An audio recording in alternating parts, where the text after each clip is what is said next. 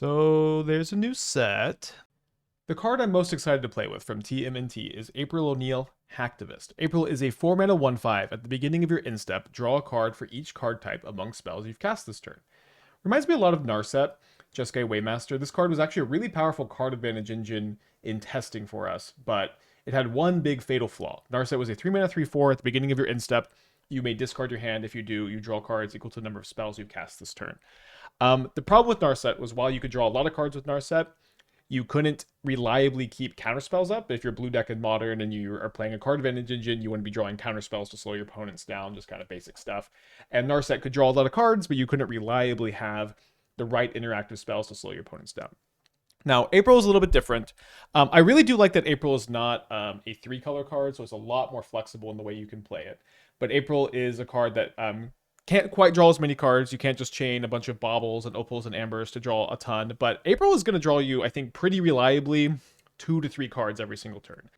April does counter self as a creature spell, so like at the bare minimum, you tap out, you draw 1 card in your instep because you cast a creature spell. That's probably how this card is going to play in Standard most of the time. I don't know if it's going to make the cut there, but in Modern, there are a lot of free spells that allow you to play April, play Mishra's Bauble, Mox Amber, draw a second card. Maybe you play a Solitude, draw a third card. Maybe you play a Mox Amber, cast like a Boomerang Basics or like a Prismatic Ending or something like that to draw 3 cards. And maybe this doesn't need to be said, but a 4 mana 1/5 comes down and can draw 2 or 3 cards. That's pretty good.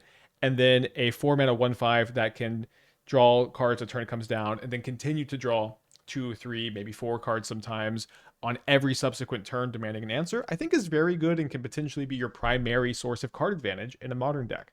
I kind of have this vision for like a blue-white Mox Amber shell that's also playing Teferi Time Raveler. Teferi, obviously a different card type for April, but what's cool about Teferi is that if you minus on like a Mox Amber, if, like imagine you have an April in play, you go Teferi minus Mox Amber, replay Mox Amber, that's already 2 card types. And then you can maybe play an instant or sorcery, draw 3 or 4. And then again, comparing this to Narset, you can put your deck full of a ton of really relevant interaction. You can draw all these cards, maybe pitch Subtlety, Solitude, Counterspell on your opponent's turn, and then refill on your own turn. I'm pretty excited to build a deck like this. I could see building it in a lot of different ways too, also because April's casting cost is so flexible. You can play 4-color Omnath, blue-white control. Possible that there's some Mox Opal, Imri variants that would want April. I think April is just pretty dang cool and interesting. Also with this kind of casting cost, sometimes I'll play like a monocolor deck or a 2-color deck splashing Kozilek's Command. And one thing that you could do is like Kozilek's Command, make spawns, cast April, and then Kozilek's Command is 2 types, so then you get to draw 3 cards immediately. There's just like a lot of options, and I think this card is good and interesting. One dynamic I should say about Modern that I've really been enjoying for the last year or so, since the One Ring got banned, is that there's so many different viable card advantage engines that reward you for interesting deck building, and I like that Wizards keeps giving us these. And I think April is the latest in a long list of these kind of cards. I think Krang Mastermind is going to be a super good top-end card in Affinity. It's kind of like a weird mashup of Kappa Cannoneer, Inskmir, and Thought Monitor. It's an 8-mana affinity for artifacts. When it enters, if you have fewer than 4 cards in your hand, you draw cards equal to the difference, and it gets +1/+0 for each other artifact you control. So it's like a Thought Monitor in that it's a big blue affinity card that draws you cards. The big problem with Thought Monitor is that when it comes down, it's really easy to draw a bunch of air, like just draw 2 Moxen, draw 2 Mishra's Baubles, and just like kind of not impact the board. Krang is going to be gigantic. It's going to be like a 9-power creature when you play it. And so the fact that it's both like a big card draw spell and a payoff at the same time is super cool. It also reminds me of Inskmir in the fact that it's an 8-mana legendary card draw affinity guy. I think they're going to draw a pretty similar amount of cards. Inskmir usually draws you 3 cards, loses you 3 life, maybe sometimes 4. Same thing with Krang. It's going to draw you 3 or 4 cards when it comes down. And I really like Inskmir. We've had a lot of success with it. Inskmir has the big problem of being a red-black card, and this is mono-blue, and it also doesn't lose you any life, which I think is pretty nice, and also the stats are going to be better than Inskmir. You don't really activate the sacrifice ability on this card all that often. And then also, it's like Kappa Cannoneer in the fact that it's just a big, giant creature. Sometimes you're just going to play this, give it haste, and get in there. One thing I also really like about Krang is that you don't discard your hand when you play it. A lot of times, so an effect like this, you would like discard your hand, draw 4. I really like that this would let you like hold a metallic rebuke or a dispute or a force of negation in your hand and just keep that up and then refill your hand too when you play it. It's not going to be bad in multiples because Affinity is just so good at dumping its hand, spending 2 mana, drawing 4 more, continuing. I think this card's going to be super good. I don't know exactly how the new Affinity builds are going to be built with it since Affinity has so many good payoff options. But I do think that this is maybe the best. It's kind of difficult to compare to Kappa Cannoneer, right? Where they're going to be pretty similarly sized. Krang's even going to be bigger a lot of the times. Like when you play Krang, it's going to be like an 8/4 when it comes down. Kappa Cannoneer is a 5/5. Kappa Cannoneer is unblockable. It has Ward 4. You can't beat that. Krang comes with 3 or 4 cards attached to it. You know, you could draw a Kappa Cannoneer with Krang. So it's just like I think you're going to want to play both. The numbers are going to be kind of weird. I imagine my first draft, I'll probably just try to start off playing 4, but I think Krang is going to be great in a deck that is already great in Modern.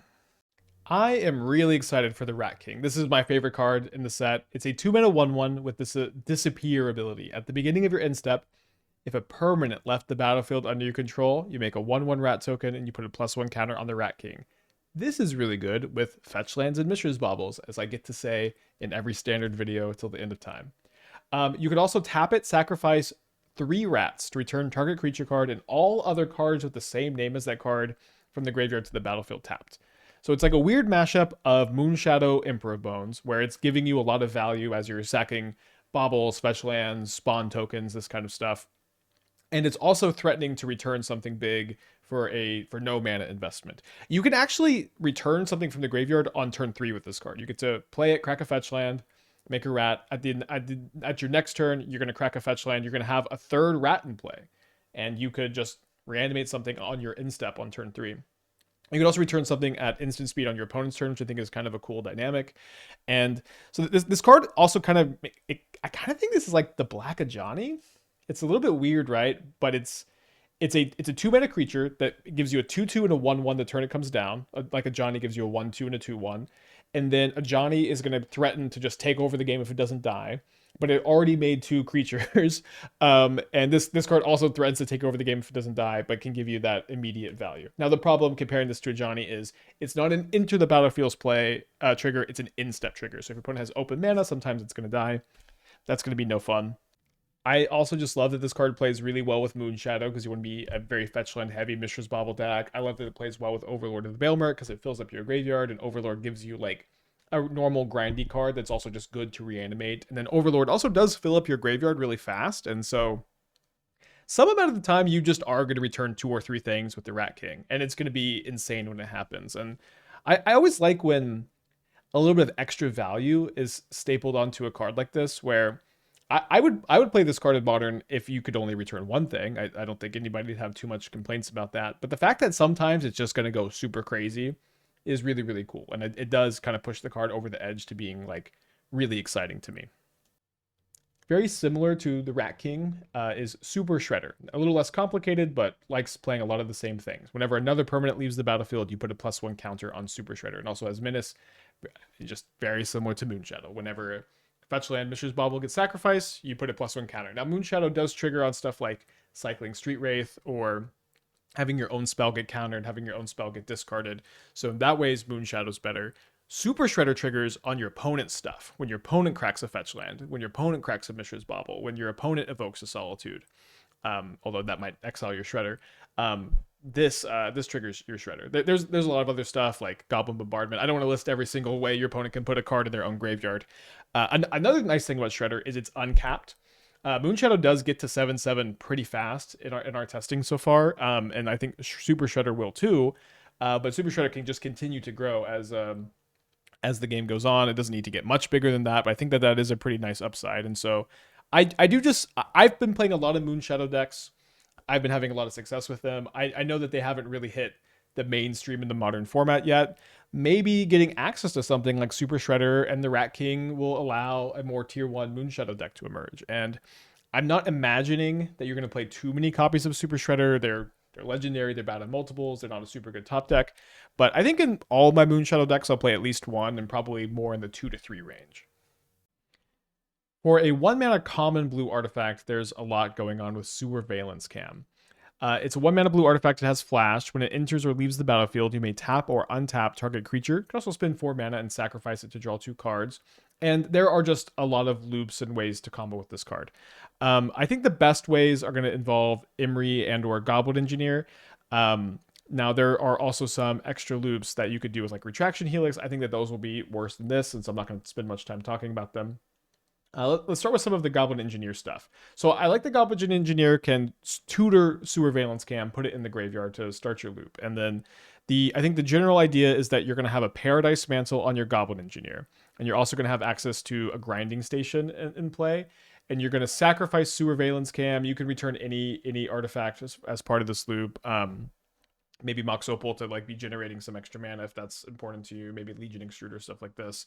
But you can go sack Sewer Valence Cam to return an artifact, and then when you sacrifice it, it's going to untap your Goblin Engineer.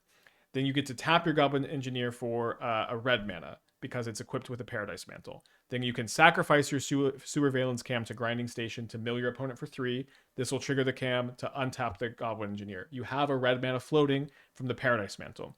You sack the artifact that you just returned. It can be whatever again, Mox Opal, whatever, to return the Sewer Valence Cam, which will untap the Goblin Engineer. You'll make a red mana, sack the Grinding Station, untap again. It's a pretty convoluted combo, but I do like that all the pieces are really cheap. They're incidental artifacts, and they also have a lot of other utility. And then the Grinding Station is going to mill your opponent out. Is how you actually win the game. Now, there is some potential redundancy here too if you start to involve Imri in this, where if you're untapping Imri, you don't need a Paradise Mantle where Imri can like replay Moxen. You can also combo with Imri Grinding Station Sewer Valence Cam, which might just be more of how the deck's built, although I kind of think you might just want to play both, so Engineer can be a tutor target, right? But you can go Sewer Valence Cam, untap your Imri, use Imri to play a Moxen, sack the Moxen to Grinding Station, mill your opponent, sack the Sewer Valence Cam to Grinding Station, mill your opponent, and just continue to loop those. So it's like Sewer Valence Cam, Grinding Station, Mox Amber. Mantle's Infinite. This is a 4-card combo, although it's kind of a 3-card combo because the Engineer tutors for one of them. And then Cam, Grinding Station, Imri is a 3-card combo also. And then there's some extra cool value where if you are looping Sewer Valence Cam with Urza in play, you can net mana each time. If you have Kappa Cannoneer in play, you can make a gigantic Kappa Cannoneer if the mill isn't good enough. If you're casting Sewer Valence Cam with Pinnacle Emissary out, you can make a bunch of tokens. If you if for some reason your Grinding Station doesn't work because they have Emrakul, pretty minor stuff overall. But one thing nice about Cam in general is you can just play it alongside Kappa Cannoneer, Pinnacle Emissary, Urza, Weapons Manufacturing, Imri even, Urza Saga. And so your combo is convoluted and clunky, but you have access to a fast infinite combo, which is really nice. And you also have access to really good, powerful, grindy cards like Kappa Cannoneer, Pinnacle Emissary, so which I think is kind of cool. I think it's kind of cool. And to some extent, it might play like Legacy Painter combo. It's not going to be as good, but kind of similar vibes as that, especially with the Goblin Engineer. I don't know how good this is going to be. This combo is really weird. Again, I like how the pieces are kind of redundant and cheap in some ways, but I do not. And you have a lot of tutors, but I don't know how good these combos are going to be. But I think it'll be really fun to try and explore. I know this was like a big info dump, but I like to give you all these kind of tools too, so you can start building your own Sewer Valence Cam combo decks. Casey Jones is a pretty thought-provoking card for me. It is a 3-mana 4/3. When it enters the battlefield, you draw 3 cards. That is a pretty cool line of text. 3-mana 4/3, ETB, draw 3 cards. Now, at the beginning of your next upkeep, you do have to discard 3 cards at random. But what if you just don't have any cards left in your hand? What if you're able to play Casey Jones, dump your hand because you're playing Modern and your whole deck is really cheap, and all of a sudden you just got like a cheap 4-for-1. I think that's the vision for me with Casey Jones. Is I want to be playing this with a very low mana curve, so when I draw 3, I can just dump my hand and use this as a nice card advantage tool. I think the best way to do that is combining it with Faithless Looting. If you're playing a Faithless Looting deck, maybe sometimes the discard 3 won't be such a big deal anyways, because you might just like discarding a bunch of cards. But I just see that this being a really cool engine of being able to loot away Casey Jones and setting up to go unearth, draw 3, and playing a bunch of cheap cards. Maybe you're unearthing something else and using this as just a way to get up on cards with Unearth. Now, typically with Unearth, you're unearthing stuff like a Born Oculus, and so you're kind of weak to removal. But if you're unearthing a card that Ancestor recalls you when it enters, that's gonna be a good way to fight through interaction and potentially overpower your opponent pretty quickly. This 4/3 is also pretty good stats on an effect like this. I think this card is really really cool. And also like Rakdos Unearth decks are really really sweet, and it's something that's a big upgrade to that archetype. I think is really exciting. Good news to the starving indomitable creativity gamers. I think you get like a strict upgrade to any creativity build with Raph and Mikey Troublemakers. Raph and Mikey is a 7 mana 7/7 with trample and haste, and when it attacks, you reveal cards from the top of your library until you reveal a creature card. You put that card onto the battlefield tapped and attacking, and the rest on the bottom in a random order. So, in creativity, you are playing a deck already that doesn't play any other creatures besides whatever you're trying to cheat into play, whether this be an Archon of Cruelty, Atraxa, etc., etc.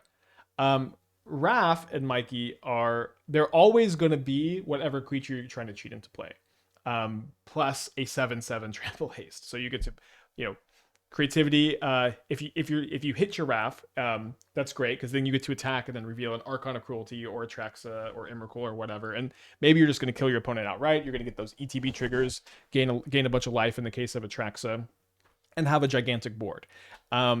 And if you just hit Atraxa or Archon, that's also good. And then also sometimes you're going to X=2, of course, and you'll hit one Archon, one Raph. And so I think all creativity decks from now on will play one copy of Raph and Mikey because the first copy is just the best thing to hit and you don't want to hit two. So a very, very minor thing, right? A very, very minor thing, but you are getting a little bit of an upgrade in your creativity archetype. And I don't know, maybe this will help. The card is also pretty hard castable in creativity when you compare this to Archon or Atraxa. It just, you will just get to 7 mana with Ren and 6, and you will just hardcast this sometimes, which might not seem that relevant, but I think it is pretty relevant. I could also see playing like a Goryo's version of creativity. Like one problem with trying to go Goryo's Raph is that you really can only ever play one copy of this card because it's a disaster if you hit the second copy, and you just want that first copy to be really good. So maybe if you're playing a Goryo's deck that it's only playing other big stuff like Gristlebrand, Emrakul, Atraxa, then you could play just Goryo's Raph. But there have been some persist creativity decks. Now I wonder if maybe we could do a Goryo's creativity deck instead, where when you cast creativity, you're gonna hit like maybe you just put like 4 or 5 legends in your deck, and those legends are like Raph, Gristlebrand, Atraxa, Emrakul, and then you kind of just get what you get, and then you also just have the ability to Goryo's these cards some amount of the time. Maybe that's just not enough big stuff. Maybe there's like a 5th big legend I'm thinking of. Maybe it's okay to play like 2 Atraxas. It's probably actually good to just play 2 or 3 Atraxas now that I'm thinking out loud. So I could see maybe starting with that kind of version when we build with this. But the big thing is if you're ever going to put creativity in your modern deck again, the first copy of this card, to me, it seems just like a no-brainer. The more I read this card, the more I really like it. It's a 4 mana sorcery. Return 1 or 2 target creature cards each with mana value 3 or less from your graveyard to the battlefield. So it's like a double Unearth for 4 mana. But you can also sneak it for 2. And sneak is like ninjutsu. You attack, you return an unblocked attacking creature to your hand, and you get to cast it for cheaper. So this card's a lot like Collected Company, right? Where they're both 4 mana spells that have the ability to cheat up to 6 mana value amongst 2 bodies into play. For 4 mana. That's really good when it happens. When you get 2 3-drops for 4 mana, even in 2026, that's really good with Collected Company. Now, the problem with Collected Company is that you have huge deck building constraints where you have to play like 26, 27 creatures, and then a lot of times some of them just end up not being that good to hit off Coco. There's really high variance, and you have to build your deck to where your deck is bad. Your deck is bad usually in your Coco decks, and then the power of Coco in the past compensates for that, but in recent years it has not compensated. Leonardo's technique instead, you don't need to play nearly as many creatures. You need to play more graveyard enablers. We've even had some good success with this Boros Delirium deck. We're playing a bunch of graveyard enablers like Faithless Looting, Seasoned Pyromancer, Fear of Missing Out, and then we're trying to use Recommission to unearth big stuff like Cosmic Grand Zenith, Seasoned Pyromancer, Fear of Missing Out. Sometimes you'll just unearth a Flage for the extra damage. And it seems like Leonardo's technique would just be so perfect for a deck like that, where you're dumping good creatures in your graveyard. Fear of Missing Out, Seasoned Pyromancer. Even again, Returning Flames for Helix is fine, especially if you get another creature attached to it. Cosmic Grand Zenith. Just lots of good 2 and 3 mana creatures to return to play. Get a nice 2-for-1. Again, sometimes just for 2 mana, but also when you spend 4 mana on this, it's also going to be pretty good. So pretty excited to try this, and like specifically the Boros Delirium Shell would be really cool if we played like a Monastery Mentor at Born Oculus Blue White or Jeskai build. Could see that happening too, but I do like this card a lot. I think again it's similar mana value cheating with Collected Company, although you can do it for half the mana some amount of the time, and you also always know what you're getting instead of just kind of hoping for the best with Collected Company. Okay, I forgot I was also referencing that same Boros Delirium deck on this slide, so maybe I should have done this all together. But Raph and Leo, Sibling Rivals, I do think is another card that fits in that Boros Delirium Unearth shell with Fear of Missing Out, and is also kind of good to return with Leonardo's Technique. So this is a 3 mana 2/4. Whenever you attack, if it's your first combat phase on the turn, you untap 1 or 2 other attacking creatures. After this combat phase, there is an additional combat phase. And so, we've played a lot with Fear of Missing Out. And these cards are similar in a lot of ways. And I also think they play really well together. These cards are both really good to give haste with Arena of Glory or Detective's Phoenix. They're both really good at dealing big burst damage. They're really good at getting multiple attack triggers from stuff like Ragavan, or in some cases crazy stuff like Omnivorous Flytrap. They're just like Flage. There's like a lot of stuff that is really good to untap and attack with again. These cards kill really fast. This card has 4 toughness, so it doesn't die to Flage or Lightning Bolt or a non-energied Galvanic Discharge. This card also doesn't require that you have Delirium to work. It just works on turn 3, which is really, really cool. And this is another thing is like this card. I don't know how good it's going to be in Standard, where you have to untap to get it to work. In Modern, with Arena of Glory and Detective's Phoenix, these cards just have haste a big chunk of the time. You can also like equip a Corey Steel Cutter to it to give it haste in the mid to late game, which I think is pretty cool. And the fact that it can untap 2 things instead of FOMO as one, I think this card rules. I'm really excited, and I guess we'll be playing both of these cards in Boros Delirium probably pretty early in the testing season. I think Krang Ultra Warlord is interesting. I think the card's pretty cool, although it probably is not going to be good in Modern right away, but it's maybe just missing a piece or two to be pretty powerful. It's a 9 mana 9/9, Flying, Trample, Indestructible Haste. Other artifact creatures you control have Flying, Trample, Indestructible Haste. It imprints to Ugin's Labyrinth. Imprinting to Ugin's Labyrinth is really, really good in Modern, because then you get a land that enters untapped and taps for 2 mana. I kind of have this beautiful vision of playing an Ugin's Labyrinth creativity deck, and then you creativity into Krang and 1 or 2 big other artifact creatures and sending in. Could be kind of fun. I just like going like turn 2 Fable of the Mirror Breaker off Ugin's Labyrinth in your creativity deck. Seems so cool. Also might be a good Duretti / Trash for Treasure reanimation target. We've actually had some pretty reasonable success with Duretti Trash for Treasure. It's not like a super competitive deck, but it's the kind of deck that you can have like an all right time at like F&M level with. And then I do also think Harrogast Erupting Nullkite is pretty cool with it. This gives creature spells emerge, which equal to the mana cost, and so you can go Harrogast into Krang immediately, which I think is kind of interesting. I think this is like the best, or at least like the most powerful 9-drops. You would get like max value off of Harrogast, although you also can usually Harrogast into Emrakul, so maybe you just want to be doing that instead. But I think that this could be a cool direction. I think an artifact Harrogast deck would be really, really sweet, although I don't know if it's going to be the best direction. So it does seem like maybe if you can get like another good artifact creature to cheat into play, so you can creativity into Krang, and that would be pretty nice. But or if Krang just gave all of your creatures haste, then you wouldn't have to worry about that, and then you'd be really excited for this. So maybe not quite there, but I think this card is really cool. Indestructible is really nice. Trample on this card is really nice, and looks pretty fun. I would love to put it in a deck one day. I think Mill's getting a pretty nice upgrade in Kitsune's Technique. It's a 6 mana instant, although you're almost always going to want to try to sneak it instead. Sneaks from 1 in the blue. Target opponent mills half their library rounded up, which is, I believe, usually costed at 5 mana. I think that card's called Traumatize. And I think it's really fun that you just play 8 crabs and Now all of a sudden you can attack with a crab on turn 2 and then mill half of your opponent's deck. I think that that's pretty good. Some mill players have been playing Wanchitong, and because it combos with Field of Ruin, and so being able to go like into turn 1, attack Kitsune's technique, maybe play a bigger one later. I think that that's pretty cool. You can possibly play like a few more creatures, like maybe Bowmasters, in your mill deck to enable this, and if maybe you're playing less mill spells because you're trying to enable this card, but this card is so powerful, it's going to be like 2 mana mill 25 enough of the time that maybe it's okay that you're playing less mill spells. Maybe that's a good thing. So I would like to see mill players try this out. As far as the number of creatures, the number of copies, it's a little unclear, but I think it's going to be cool. It's pretty easy to overlook lessons from life, and maybe it's not going to be that good, but in a format where Consult the Star Charts is one of the best card draw spells in Modern, I think you should be looking at these 4 mana card advantage tools. It's 4 mana, draw 3. You may put a land from your hand onto the battlefield tapped. So it's like a combination Harmonize, Explore, which is, I think, pretty cool and pretty unique.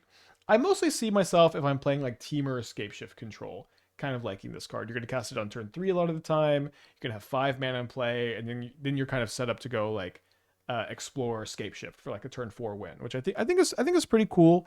I think that those decks have been kind of lacking on super good card advantage. Like you play Consult's really good, but Lessons from Life seems like it's just a better fit for something like Temur Escape Shift. Temur Escape Shift is a very fringe Modern deck, but it is actually winning some matches right now. There are some kind of dedicated Temur Escape Shift players on Magic Online right now, at the very least, who are doing kind of good. So I would keep an eye out for this. It seems really, really fun. I don't know if there's really any other shells you could play it in. Maybe Amulet Titan will want to play this. Actually, no, this card seems like it could be pretty good in Amulet Titan. They've been playing some copies of Stock Up. I wonder if this card is better than Stock Up in that shell. Yeah, it might be. I mean, it's a pretty unique effect. A Harmonize that lets you put an extra land into play. I'm excited for. It might be a little underpowered though. Okay, I have no cards I'm putting next to this because I think that Does Machines is a very cool card. It's a very unique card. I do not know how to build a deck with it. It's like it does a lot for the cost. It's like it's costed appropriately to be a Modern power level card. My mind at the moment is blank when I try to build a deck with it. It is a 2 mana enchantment. It's a class. So when it enters, you mill 2, draw 2, discard 2. This is really comparable to a lot of other graveyard enablers that exist in Modern. I do really like the mill 2 on this to just dig a little bit deeper to dump stuff in your graveyard. Now, when you go to level 2 with Does Machines, you can return 1 or 2 artifact cards from your graveyard to your hand. So all of a sudden, we need to be a graveyard focused artifact combo deck. So I mean, maybe you're doing this with the new the sewer surveillance system, but the problem with that is like how many of those cards do you really like being in your deck? Maybe I'm overthinking it. Maybe it just goes really well in that shell. There are some other graveyard combo decks, like the Mirror Retriever combo deck could go kind of well in. But it's like, but maybe this is the kind of card that all of a sudden they just print an artifact that like that really incentivizes you to get a lot of artifacts in the graveyard, and this is a great enabler for that strategy. The third mode I think is also relevant on this card. At the beginning of combat on your turn, if you spend 5 mana, you get to put 3 counters on a creature and attack with it. What I like about this ability is if you're playing a graveyard based artifact deck and your opponent plays Graveyard Hate and then they play Artifact Hate, then maybe an option for you to win those kind of games is to just go to level 3 and then just start attacking with robots because your opponent has spent all this time interacting with your artifacts in your graveyard. Kind of fringe, kind of abstract, because again, I do think this card is costed appropriately to see play at a Modern deck, but I don't think it fits into any strategy perfectly at the moment. Although maybe one thing is maybe it does just fit with the sewer surveillance deck, and this is one weakness of mine, is that when I'm taking cards from a new set, sometimes I have a hard time evaluating these cards with the other new cards that are entering at the same time. It's very hard to do that because you haven't played with the new cards yet, but maybe I need to do a little bit of a better job on that. I've said that a few times before. I'm on a tangent. Let's keep going. Do you think Lava Spur Boots is better than Skateboard? Do you think a Skateboard is better than Lava Spur Boots? It's not very exciting either way, probably. They're both 1 mana equipments that give +1/+0 and haste. Lava Spur Boots gives Ward 1. Ward 1's pretty nice. And then Skateboard taps the creature. That's really nice, especially when you're trying to go aggro with like your turn. So sometimes in Modern, you go turn 2, activate Saga off Mox Opal, turn 3, make another construct attack. The ability to like tap a blocker makes that line really, really tough to race. So at the moment, I think your ability to just get really aggressive with Skateboard, I think that makes it better than Lava Spur Boots. At the very least, if you're playing Affinity, if you're playing an Urza Saga deck that's playing Lava Spur Boots, I recommend just take the boots out, put the Skateboard in for a few weeks, see how it feels.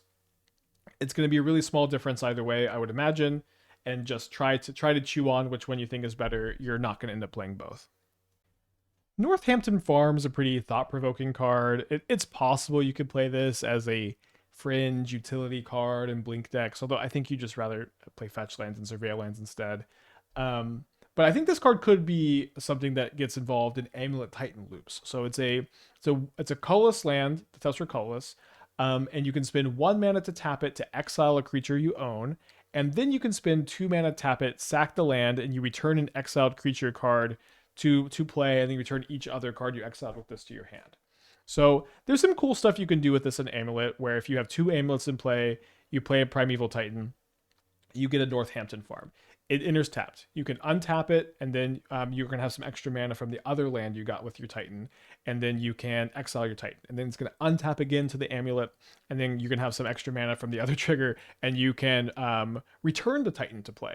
And so all of a sudden, you got your farm, and you got another land, and then you can put the Titan to play, and then you can get an Echoing Deeps to copy your farm, and then you can get another land, and then maybe you can continue to do this for as many Echoing Deeps exist in your deck. And then while you're doing that, you're also getting additional lands to do your loops, your Teleria West, your Shifting Woodlands, your what have yous. Now, Northampton Farm, in addition to doing this, could also give Amulet Titan potentially the ability to play through removal. You know, you have this, and you just get it off of your Titan, and your ability to respond to removal by exiling with the farm. I think it's a little bit interesting, although your opponent can still respond to the tap triggers. And so this is kind of where we're at with Amulet Titan. Is there are so many powerful loops, like Titan plus double Amulet already wins pretty consistently. Do you also try to add the farm to your Titan deck? And I think that I would recommend Titan players at least give it a go to see if the farm is going to allow you to meaningfully play around interaction on your combo turns. See if this loop allows you to combo off in situations where you weren't able to combo off before. I haven't gone through all of the permeations. I'm very unlikely to play this on stream personally, but at the very least, I think it's a very interesting tool for the archetype, and there's a lot of stuff that kind of opens up with it too. I don't think. Wait, hold on. Can you combo with Lumra? Let's go. I'm doing this live. So if you have Lumra, I guess the problem with Lumra is, okay, let's say this is in the graveyard, and you go Lumra, return the farm, untap, exile the Lumra, and then you spend 2 mana on the other untapped trigger. You return the Lumra. Yeah, I guess you could just infinitely loop it with Lumra. And I guess you can't infinitely loop Aftermath Analyst because you have to sack the Analyst, but you can infinitely loop it with Lumra. Yeah, it's a 6 mana card. When it enters, you mill 4, return all land cards from your graveyard to the battlefield tapped. And so you'll be able to just sacrifice the farm and then loop it here. Now, you would need the farm already in your graveyard to do that. Maybe that's kind of easy with the Mirror Pool, but here's another loop for you. A lot of times I'll re-record these kind of new thoughts I have when I talk them out loud. I think that's kind of fun to leave in. So another loop for you Titan players. Y'all can determine if it's good enough, but I think it'll probably be tested for a little bit at the very least. There's a few other affinity options in the set. We've got Improvised Arsenal, which is maybe a better cranial plating. It's a 2 mana artifact equipment. Equipped creature gets +1/+0 for each artifact you control. It doesn't have the attach ability. It equips for a red instead of a colorless, which is a downside. But you can also spend 5 mana to make a copy of it, it's a lot of mana, but it's a pretty powerful ability. I'm having a hard time evaluating how good this ability is. It's maybe just something that's like slow and irrelevant, and it might come up a lot more often than you think. It's the kind of thing that I just don't know how good it's going to be until we play some games with it. Um, there's also Ravenous Robots. It's a 2 mana 2/1. Whenever you cast an artifact spell, make a 1/1 colorless robot artifact token. And you can also spend a red to give creature tokens you control haste till end of turn. This is relevant not only with Ravenous Robots, but also with Pinnacle Emissary and Urza Saga. Now, I think for the most part, in your affinity decks, you're going to want to play Pinnacle Emissary and Weapons Manufacturing over Ravenous Robots. You might end up wanting to play like 4 Emissary, 3 robots, 2 Weapons Manufacturing. I think that could be the case. Um, you also might just end up being wanting to be a more creature focused version, and all of a sudden you cut the weapons and you play robots. So a few different things for testing with both of these cards. The thing with both of these cards here is that they are good enough. They are good enough to play in Affinity, but Affinity is kind of full. There are already tons of options for effects like this, and they have some small advantages over other ones. But I don't really see either of these cards um, being big mainstays in Affinity for a long period of time. Maybe robots is a little bit better than I think it is, but for the most part, they just seem like other options for an archetype that has a lot of wiggle room. And that is all the cards that I think are interesting in the context of Modern from TMNT. There are a lot less cards talked about in this video than we've been doing in standard sets recently. Although I do think that the cards we did talk about are maybe a little bit more interesting too. Like I think that Krang, April, Rat King, Sewer Valence Cam, Super Shredder, Casey Jones, Raph, Leonardo's Technique, Raph and Leo. Not these so much, but most of these I think will keep us busy for a little bit. Um, I think as game pieces and mechanically, these cards are really cool and really interesting, even though there isn't as big a quantity coming in as far as the flavor and universe beyond goes.